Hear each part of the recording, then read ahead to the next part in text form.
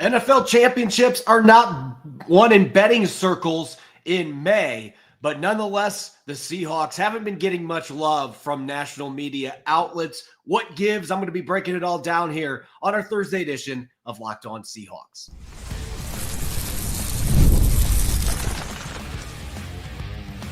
You are Locked On Seahawks, your daily Seattle Seahawks podcast, part of the Locked On Podcast Network, your team every day.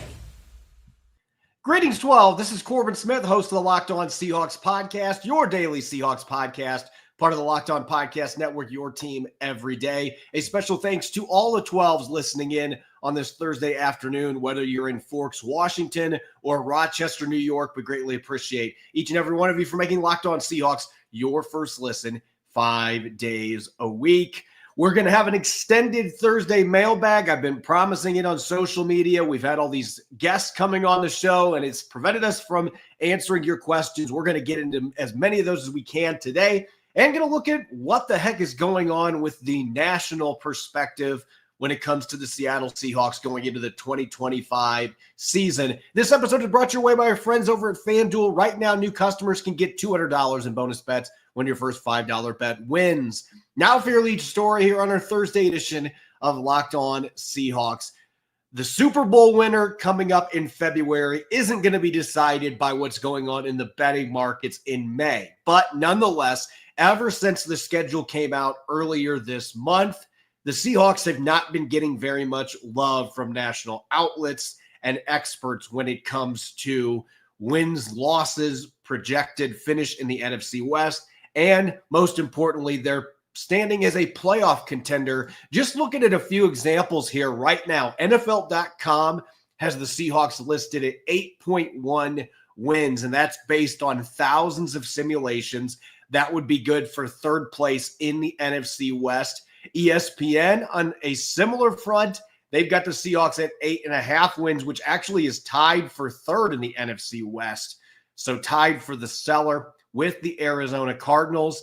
And then FanDuel, they have not yet released their win-loss projections, but the Seahawks currently listed at plus 17,000 in terms of Super Bowl odds, which is actually 16th in the NFL out of 32 teams. So from that perspective, that seems to be, at least in my opinion, that's about where I would put this Seahawks team, is in that middle of the pack when it comes to being a Super Bowl contender. But if you look at the win-loss projections for NFL.com and ESPN, that would suggest that Seattle is going to be a bottom third team in the National Football League, despite the fact that they won 10 games last year and just missed the playoffs. They're the only team with double-digit wins that did not get into the postseason.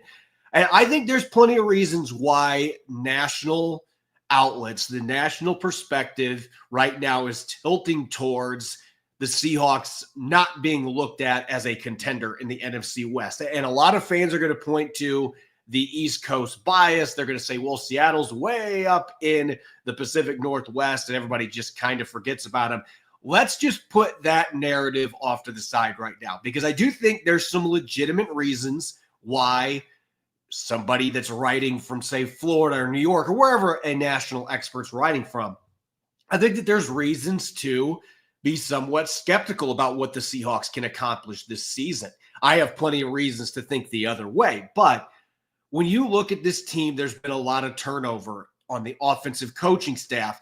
Geno Smith's gone. You're a 3-year starter quarterback. You traded him away. Sam Darnold comes in, and Darnold was fantastic in Minnesota last season. But there's a lot of people that have reservations about whether he can replicate that away from Kevin O'Connell and not having Justin Jefferson to throw to. You add in the fact that it's going to be a new offense with Clint Kubiak, who has never been an offensive coordinator in the NFL for more than one season. He's had some things work against him that have been out of his control, like the rash of injuries for the Saints last year. But there's still a lot of debate whether Clint Kubiak is a guy that can be a rock-solid offensive coordinator in the National Football League. And then you've got the turnover receiver, DK Metcalf. He's disgruntled, gets traded to the Pittsburgh Steelers. Tyler Lockett, getting to be later in his career, had a huge contract, a big cap hit. You cut him, he goes to Tennessee. So you're without two of your most iconic receivers. You did bring in Cooper Kupp, but he's had injuries the last several years in LA, which is a big reason the Rams chose to move on from him as a cap casualty. And now Jackson Smith-Njigba is your number one.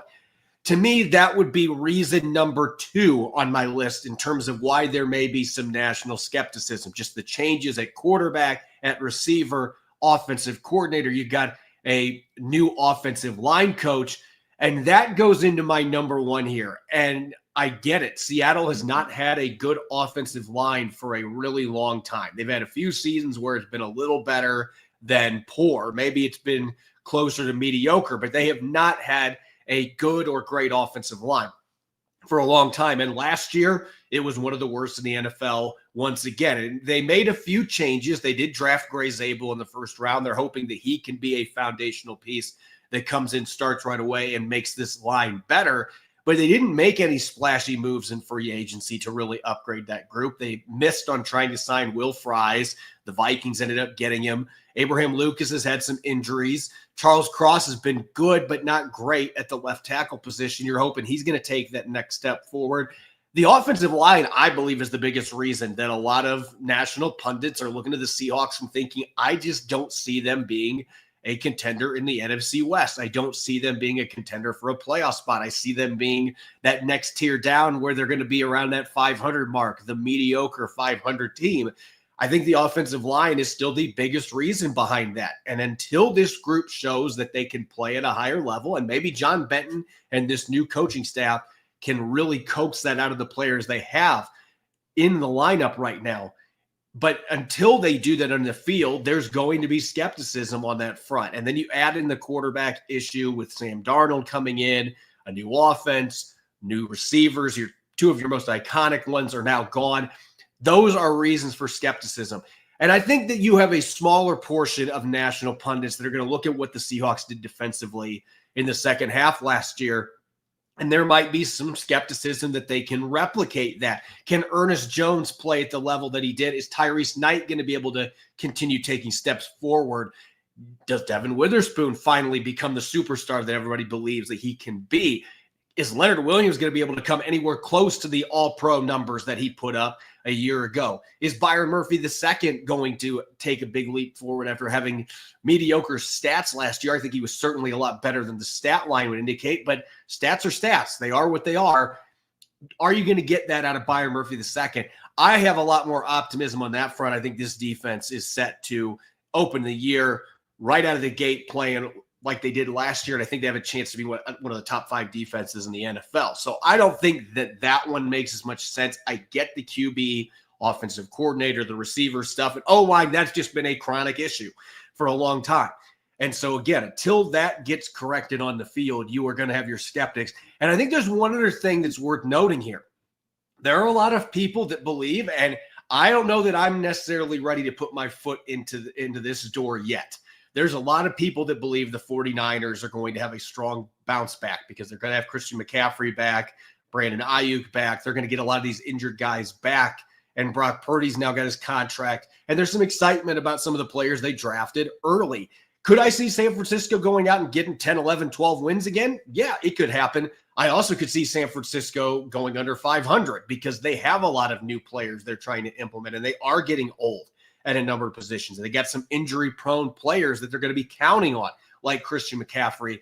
So I'm not necessarily sold on that just yet. I could see it happening, but the Rams, Matthew Stafford's still a very good quarterback. They bring in Devontae Adams. They've got some other really fun weapons. Sean McVay continues to be one of the best coaches in football. They've got some young, exciting pieces like Jared Verse, Braden Fisk on that defensive line. The Rams, there's a lot of excitement with them. That one I think is palpable with them being the NFC West champions last year.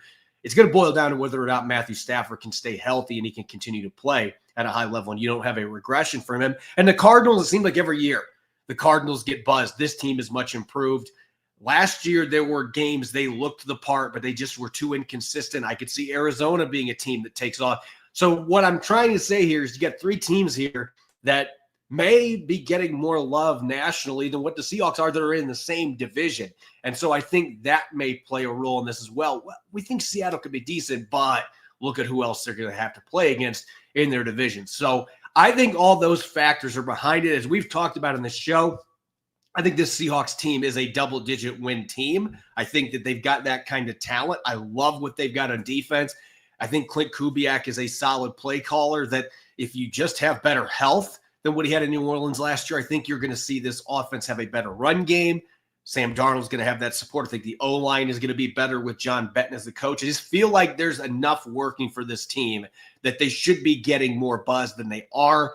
But I understand some of the arguments behind why maybe they're not more than an 8-9 win team. I think that you can make some sound arguments, and that makes them one of the more puzzling teams, I think, going into this year.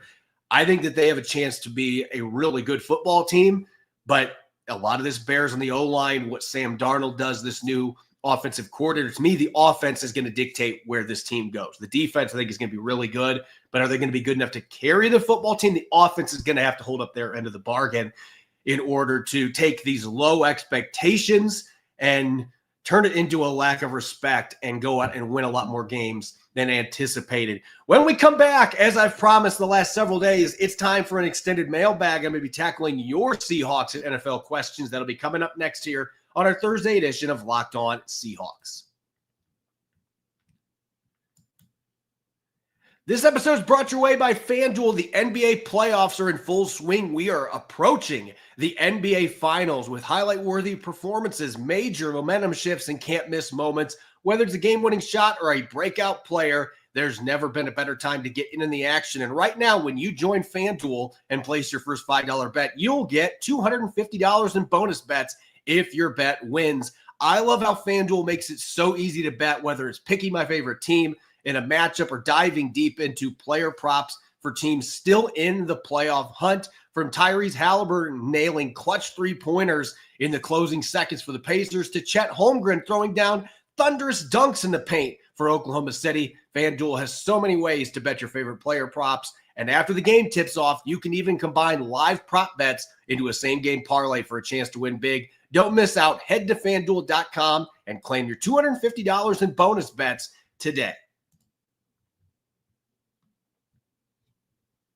Welcome back to the Thursday edition of Locked On Seahawks. This is your host, Corbin Smith. A special thanks to all the 12s who are tuning in. Thank you, as always, for making Locked On Seahawks your first listen 5 days a week. We greatly appreciate it. And for your second listen, check out the Locked On NFL Scouting Podcast. The NFL Draft is way in the rearview mirror, but the roster moves and news never stop. Host Kyle Krabs and Joe Marino will make you the most informed NFL fan this offseason. Find Locked On NFL Scouting on YouTube or wherever you listen to your podcasts. As I've promised the last several days, we've had some exciting guests. What that has meant is we've had to put the mailbag segment on the back burner, but we are going to tackle a ton of questions today with an extended Thursday mailbag. Tons of great questions from you, the Value 12s. Let's get to our first one here, and it's a familiar face in a different place. Michael on X, what are your thoughts on Pete Carroll's latest remarks on his exit from Seattle? Does it change anything about what you think of the decision for both sides? So I don't have the quotes from his interview that he did on Seattle Sports 710, so I can't verbatim sit here and read off what he said, but nothing that he said surprised me. From my understanding, this really was a situation where I don't even know that it was that John Schneider was trying to push Pete Carroll out of the door. I think that there were some candid conversations behind the scenes. Pete Carroll basically insinuated that again in this interview, that there were some tough discussions that were had between the general manager, the front office, the owner, Pete Carroll. And I think that John Schneider, as Pete Carroll's talked about multiple times, John Schneider felt like it was his time to have sole control. Pete Carroll had been that, it had been a two-man leadership group. I think John Schneider wanted his opportunity to be able to run the organization as he saw fit from a solo perspective. And that didn't necessarily mean that Pete Carroll had to go, but there were some changes that John Schneider and the ownership group wanted to make. And from what Pete Carroll said in that interview, and this backs what I heard after the move was made a couple years ago when the two sides split apart. In the end, Pete Carroll was not necessarily on board with some of the things the Seahawks were wanting to do, that John Schneider was wanting to do. And ultimately, the two sides just felt this was the best situation. Let's split up. John Schneider now can run the show exclusively. He can go hire his own head coach, who's going to be on board with doing things the way that they want to do them. And it just sounds like Carroll was on board with some things, and there were other things that he was not necessarily excited about. So that just led to a split. And this happens in professional sports, even with great elite coaches like Pete Carroll. So nothing was said that really surprised me. It just adds more clarity, more clarification on how things went down. And now Pete Carroll looks to be very happy in Las Vegas. Seattle's happy to have Mike Macdonald. Sometimes you can have these situations where it works out for both sides. The Seahawks are hoping that that continues to be the case, and Pete Carroll does well in Las Vegas as well. Next question here coming from Marshall on X. Is it realistic to think that all 11 of Seattle's draft picks will make the 53-man roster? Which ones have the toughest path there? Well, if history says anything, it's going to be really difficult for all 11 players to make Seattle's roster. And I'm not going to say it's impossible, but historically, at least one player, even last year we saw a couple players from that draft class that were released.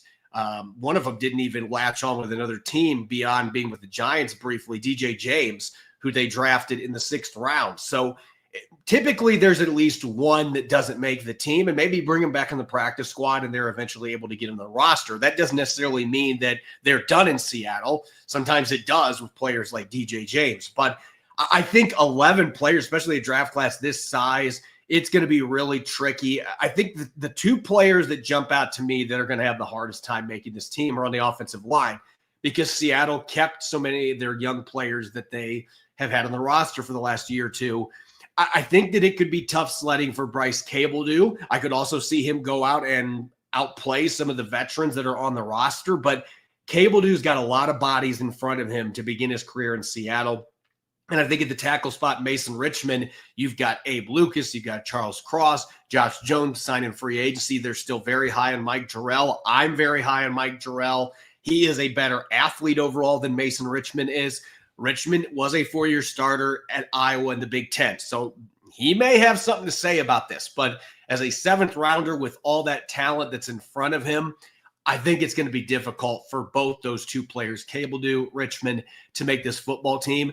I think Ricky White and Torrey Horton are going to be in good shape because they're good special teams guys, and I just think they're really good receivers too. I like their chances. I think Damian Martinez is going to be tough to cut because he is a really talented running back that's going to put pressure on the other backs that are on the roster right now. But those two offensive linemen, they stand out as players that I think may have a difficult time. And Riley Mills, if he's not healthy, he starts on the PUP list. You know, he wouldn't be on the active roster in that case. If he's healthy, I would expect he's going to be. But those two offensive linemen would be the ones that jumped to me that I'm not sure would make this roster.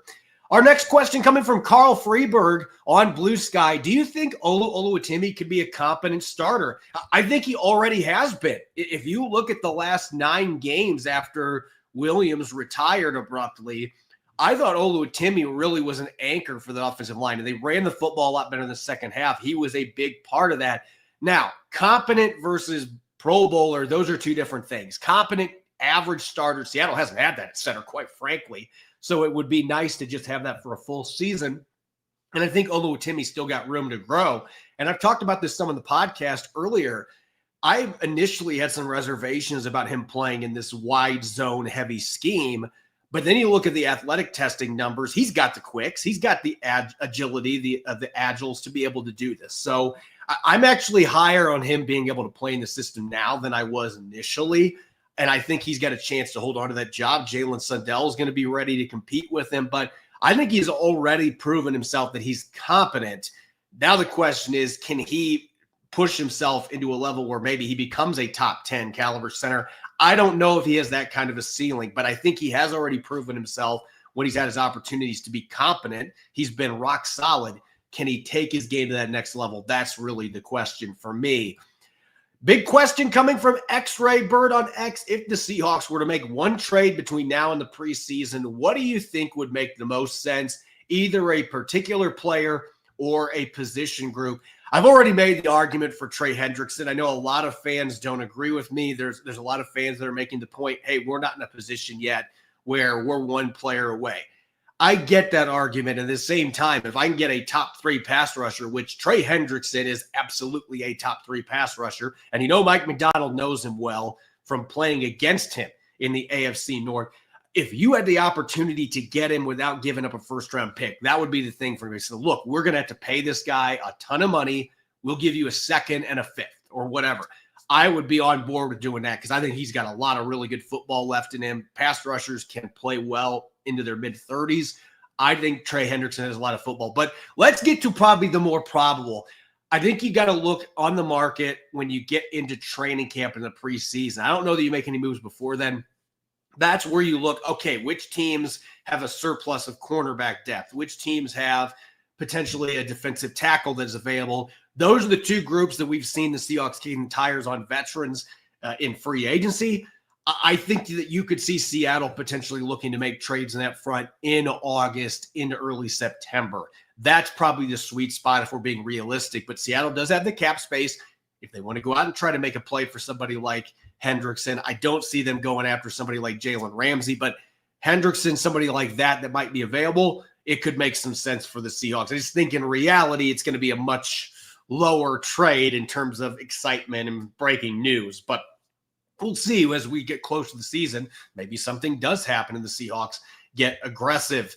Fun question here from El Tato. Hello, Tato. On X, do you think Boye Mafe is worth an extension? And what would you pay him? To me, this is still a 50-50 proposition when it comes to Boye Mafe because edge rushers are expensive. They're pricey. Is Boye Mafe going to be worth top 15, top 20 money for an edge rusher? I'm at this point kind of on the fence. We have seen flashes 2 years ago when he almost got to double-digit sacks. Last year, I think he was better than his sack line showed. At the same time, I have reservations. Like, am I going to put a $14, $15, $16 million a year contract in this guy's hands for him to sign? I have to see more. This might be one that you truly have to go into the season and just kind of play this out and see where things go. Now, that could burn you. If Mafe goes out and gets 13, 14 sacks, you might have Frank Clark 2.0 where they might have to use a franchise tag and trade him or, franchise tag and then try to see if you can get an extension after that when it's eating up a huge amount of your cap space. That is the risk that you play there. But I don't know that we've seen enough to this point. You have to make decisions. You can't keep everybody when you're looking at NFL rosters. You have to figure out who are the players that we can afford the most to let go. I don't know if Boye Mafe is yet. I like him a lot. I don't know if he is yet on that side of the fence where he's squarely. This is a guy we absolutely have to re-sign. I hope that he becomes that guy, but I think it does create an interesting dynamic for the Seahawks just because of the cost of an edge rusher. And maybe you can get a decent deal with him because he's been good but not great. But other teams are going to be interested in that if he hits the market. So it creates a little bit of a conundrum. One more question here before we hit the break. Ed Helinski on X. In your estimation, which position groups are worth getting warm and fuzzy over, and which ones are going to give us agita? That's a word I haven't heard used in a question. I appreciate it. So as far as warm and fuzzy, if we're on positions we should be that excited about, I'm still going to say just secondary in general. I love it. Devin Witherspoon, Reek Woolen, I think is going to have a really good season. I think that he's going to bounce back going into a contract year. Julian Love's been as rock solid, consistent as any safety in football. Kobe Bryant's been good. Nick Emenwari added to that mix. I still think Josh Jobe has a chance to build up what he did last year. This, to me, is the most talented position group on Seattle's roster in terms of overall talent. The cornerback and safety spots, I get kind of warm and fuzzy with this group. Now, they got to play to their potential, but I think that in year 2 under Mike McDonald, you're going to see some really exciting things from that group. As far as what may cause some angst or some agitation, look, until they prove it, it's the offensive line. I'm going to say it. I'm going to keep saying it over and over again with hopes that maybe I can speak it into existence. But the offensive line, there's still going to be growing pains. There's still going to be the concerns and questions. Is this group ready to take that step forward with a new coaching staff with a lot of the same players? Is Gray Zabel going to live up to it? So unfortunately, I'm hoping that this ends up not being the case. But until they prove it on the field, that is going to be the group that's going to be the Achilles heel, not just for the Seahawks, but for fans of the Seahawks. When I come back, I've got a bunch more questions from you, the Value 12s. We're going to continue an extended mailbag. Don't go away. You're listening to Locked On Seahawks.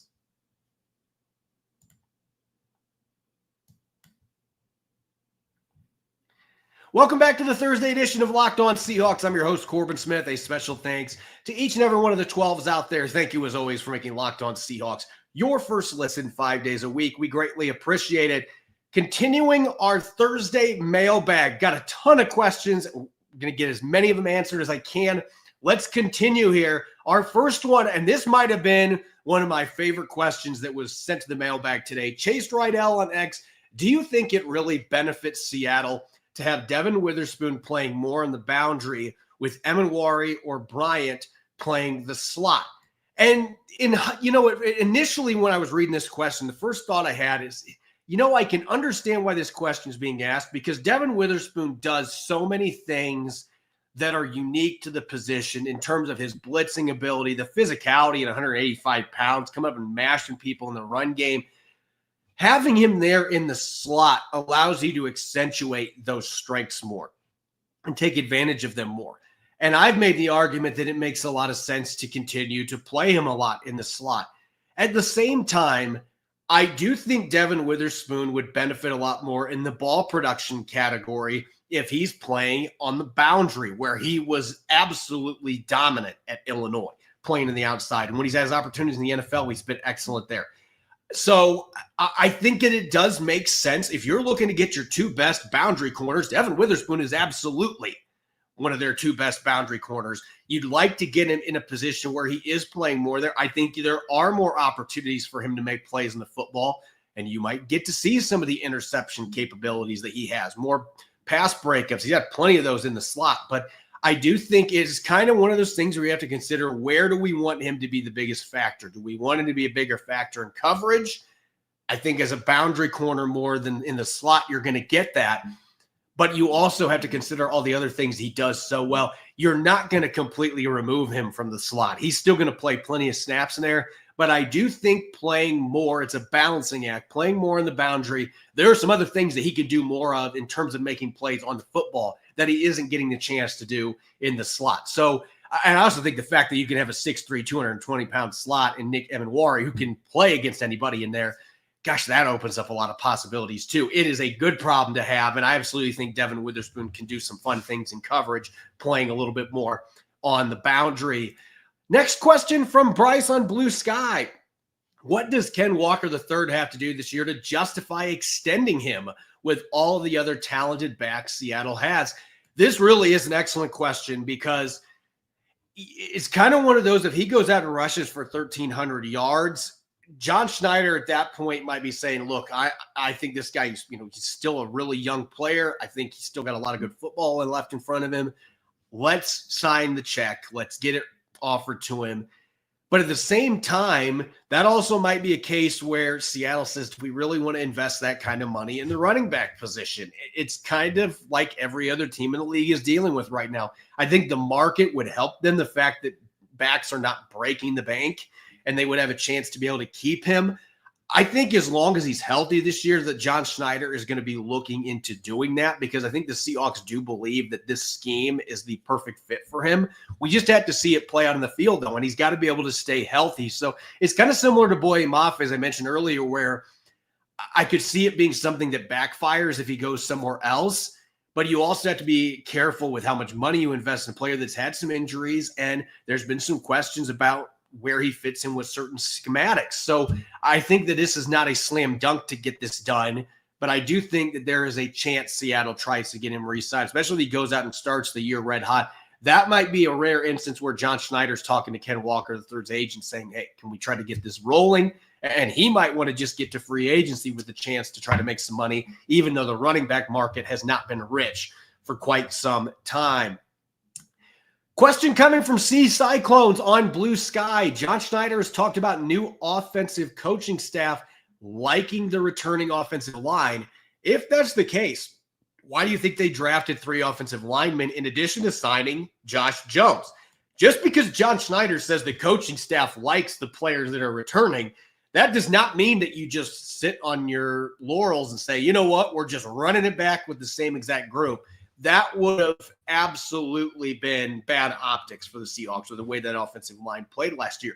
Now, if this new coaching staff comes in and Christian Haynes or Satoa Lamea, Oluwatimi, those guys all take big steps forward with improved coaching, then you could sit back and say, hey, maybe we didn't need to make some of these additions. But at minimum, you had to bring in some other bodies to be able to compete. And the chance to bring in a guy like Gray Zabel in the first round with his athleticism and just how well he fits the scheme here in Seattle, the coaching that they're expecting he is going to get from John Benton and that staff, they needed to make some moves. John Schneider was not saying, well, we're just going to sit pat and just let this group just completely be the same as last year. But they wanted to have continuity, and that's been something that's been evading them on the offensive line for far too long.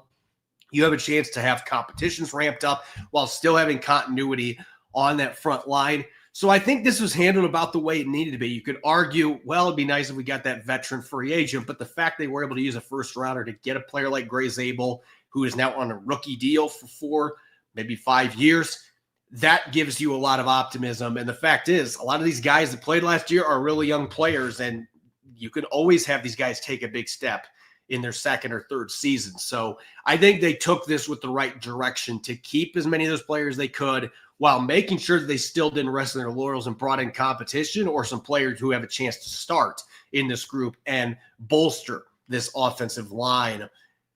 Keegan on Blue Sky, how long do you think it will take Sam Darnold to learn the new offense? How long of a leash should he have to open the year? So I'll answer the second part of that question first. As far as the leash, if we're talking about benching, that leash should be from Seattle all the way down to Miami. I do not see Seattle with the money they put into Sam Darnold. I don't see them in week 3 like, you know what, it's time to put Jalen Milroe in. I don't see that happening. As far as a leash, though, for, expectations, listen, this is not a brand new offense to Sam Darnold. There's going to be some things that are different from Kevin O'Connell's scheme. There's going to be some things that are different from the one he played in with Kyle Shanahan in San Francisco a couple years ago, but he already knows Clint Kubiak well. He knows how Kubiak operates. He knows a lot of the expectations already. I expect that he's going to be able to get this offense down pretty quickly. And in fairness, I think week 1 or week 2, he should be rolling on all cylinders because he's already got that familiarity. Now, does that mean that everybody else in the offense is going to be there yet? That remains to be seen. But from a QB perspective, I think it is a realistic expectation that he should have this offense down going into the season because he's played for Kubiak. He's played in a similar offense that's got a lot of comparable schemes that they run. So I think that he should be able to learn this pretty quickly and hit the ground running. As for a leash, look, if he's struggling in week 3 or week 4, then you got to say, well, why isn't he figuring this offense out? But I don't think it's a leash in terms of getting him on the bench. You get to like week 12, if he's still struggling, Seattle might at that point say, hey, we're out of the playoff race. Let's pull the plug. Let's see what Jalen Milroe can do. But that leash is going to be a very long one for him in his first year at Seattle. Sherry on Blue Sky, is it just me or does Abraham Lucas look too lean to be an offensive lineman right now? So if you have followed Abe Lucas on his Instagram, you can see the picture that he posted from OTAs, and he listed himself at 325, and a lot of fans are not believing that. Listen, I've seen Abe Lucas this offseason. The guy is massive. And he is in phenomenal shape. He's been able to work out full throttle without knee issues for the first time in a couple of years. He very much weighs every bit 325. He's tall. Got to remember that. He's 6'6", 325 pounds. I don't have any reservations about him being strong enough or having enough mass to be able to hold up in the trenches with a healthy set of knees. I think that the omens right now are good here. I think you got a really good chance to have a healthy Abe Lucas, which this team has just been different when he's been healthy the last 3 years. I think you got a really good chance for him to have a strong bounce-back season in the final year of his rookie contract. I have no reservations about his build. I think he looks fantastic. And he put the shoulder pads on him in August, and he is not going to look like he's a twig. So I promise you fans, if you have skepticism or you're worried about where Abe Lucas is at build-wise, listen, he is more than equipped to be able to block against NFL defenders. He's just got to keep that knee healthy. I love where he's at right now physically, though, and the Seahawks should be very excited about his prognosis going into 2025. We got one last question here. This one's coming from Garrett on X. Aside from rookies, Who is your biggest X factor when it comes to whether or not the Seahawks make the playoffs this year?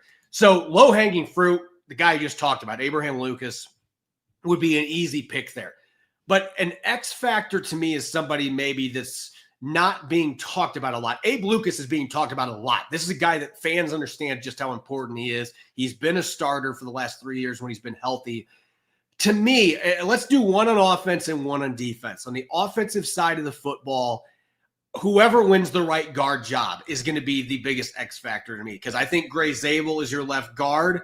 Oluwatimi's probably the center unless Jalen Sundell just comes in and absolutely dominates and makes it Seattle can't keep him on the sideline. I think Oluwatimi's the center. Right guard, though, we don't know who's going to be that guy. Is it going to be Christian Haynes? Is it going to be Satoa Lamea? Is Anthony Bradford going to show, hey, I'm still here and I can play in this scheme? Or is somebody like Bryce Cabeldue going to enter the conversation? That is a position that I am really intrigued to see who ends up winning that job. I think Christian Haynes would be my pick right now. Lamea would be the dark horse, but that's the X factor. Whoever your starting right guard is, you need that player to play much better than what your right guards last year did during the 2024 season for this to be a playoff team. And on the defensive side of the football, this guy started most of the games in the second half. I want to see what Tyrese Knight has for an encore, though. He's going to go into his sophomore season as a starter. Last year, he had to wait a while to get that opportunity. I want to see what he has done this offseason to really elevate his game. Where's his understanding at in terms of run fits, coverage? How much has he improved in that front? Because if Tyrese Knight takes a big leap forward next to Ernest Jones, that has a chance to be one of the best 1-2 punches at linebacker, not just the NFC, but the entire NFL. If he has a little bit of a sophomore slump, however, that could be something that ends up setting this defense back a little bit, and it forces Mike McDonald to dig deeper into his personnel groupings to try to compensate, and that might not necessarily allow this group to reach its full potential. So to me, Tyrese Knight, a guy that's been a starter for the second half last year, what's he going to do for an encore now that he is the guy next to Ernest Jones? I want to see what he's going to do. To me, whoever wins the right guard job and Tyrese Knight, those are the X factors if Seattle wants to be a playoff team in 2025. As always, you can follow me on X and Blue Sky at Corbin Smith NFL. Make sure to subscribe to Locked On Seahawks on YouTube or wherever you listen to your podcast to make sure you don't miss a single episode. We are going to have a second Thursday episode dropping at 5:30 p.m. Pacific time. We're going to be chatting with Torrey Horton's college receiver coach as we continue our NFL draft coach to series. You don't want to miss it. Again, that's 5:30 p.m. Pacific time, Thursday night. Make sure you are listening in and enjoy your afternoon. Go Hawks.